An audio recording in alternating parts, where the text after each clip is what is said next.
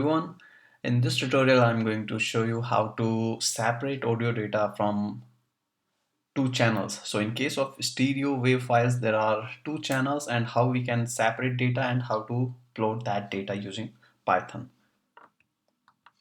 So I'm using the same wave file which I have been using in last tutorial as well. You can download from this link. So let's import wave package and numpy package, read our file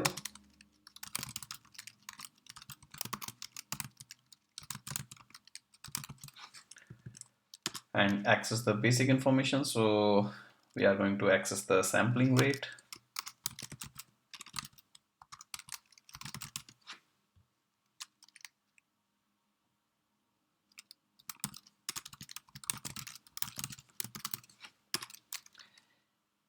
and we also going to access number of frames,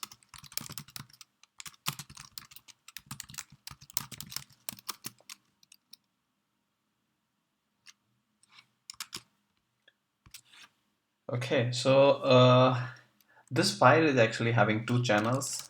Let me show you.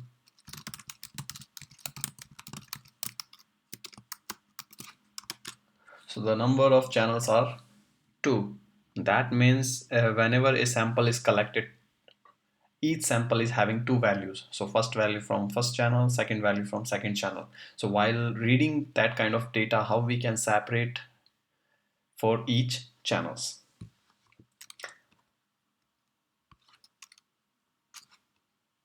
So first of all, let's access that data.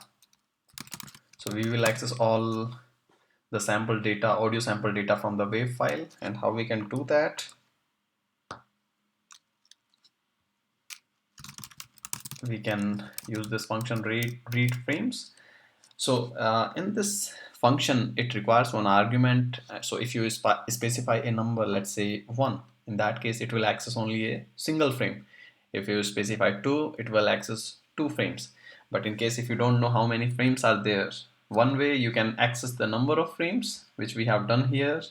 So you can specify this as argument here, or you can simply write -1. So it will access all the data. Now this data is actually a binary data and stored in a form of string. Let me show you. So if you can see, stored in a string, and it's in a hexadecimal format. So what we need to convert this data into integers. And how we can do that? We can use a function from numpy package from string, and here we have to specify the data which we want to convert, and here we have to specify the data type in which we want to convert that data.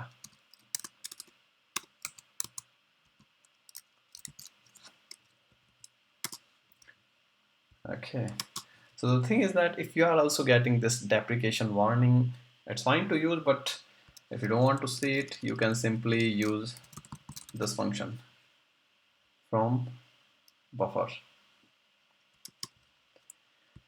Okay, now let me show you the data. So this is a numpy array. Now the thing is that we have to restructure this data in such a way that one column represent all the same samples taken from single channel, and another column represent all the samples taken from the another channel. So in order to do that, how we can reshape this numpy array? We can write w data dot shape. So we want to restructure it in two columns. So first value belongs to first column, second value belongs to second, and then third belongs to first, fourth belongs to second. Now in this case we are sure that we want two column, but we don't know how many rows will be there. So in that case you can simply specify -1. It means numpy automatically will figure it out. Okay, now if you print it again, it will restructure the array in two columns. Now the first column is having all the audio data from first channel, and the second column is having all the data from second channel. And we can make things simpler. We can take the transpose it. So in that case, now this array is having two rows. Let me show you. So the first row for first channel, second row for second channel. So now we have our audio data. Now we have to generate a time sequence. So how to do that? So in order to generate the time sequence, we first know for how long duration this file is having audio data, and how we can do that. So we are having number of frames. So how many number of frames are there in this file?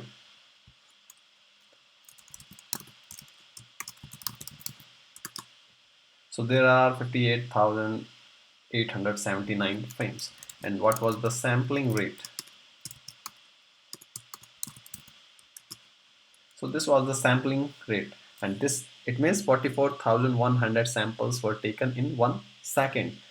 So in order to figure out the time duration for our file, what we will do, we will simply divide the number of frames by sampling rate, and let's convert it in float. So the time duration for our file is 1 second, 1.33 seconds. Now we have to generate a time sequence, and before that, so let's say time sequence. Here we can use a function from numpy range. So starting from 0, and what's the ending value? Ending value is this one. So we can write our formula here. Okay, now what will be the incremental value? How these value will be spaced? So in order to find that, that value is actually the duration. And what's the duration? So this duration actually, when the samples are taken, so in those samples, what is the difference in time difference? So let's say first sample taken, and then how many how many micro or milliseconds after the second samples were taken. So you can simply calculate that by using 1 divided by sampling rate.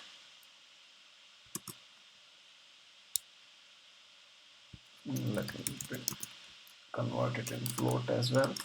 And here I will specify the duration. So now I have generated a time sequence. Next thing, I will simply plot our first channel data against this time sequence. Now in order to plot, we have to import matplotlib,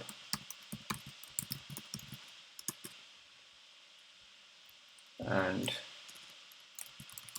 plot p sequence. So here we want to print our first channel data, and how to access this first channel data? We can simply access the first row. That's it.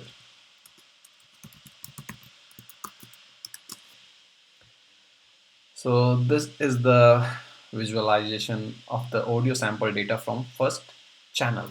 So if you want to print the data from second channel, you can simply specify here, and this is the data from second channel. Thank you very much for watching.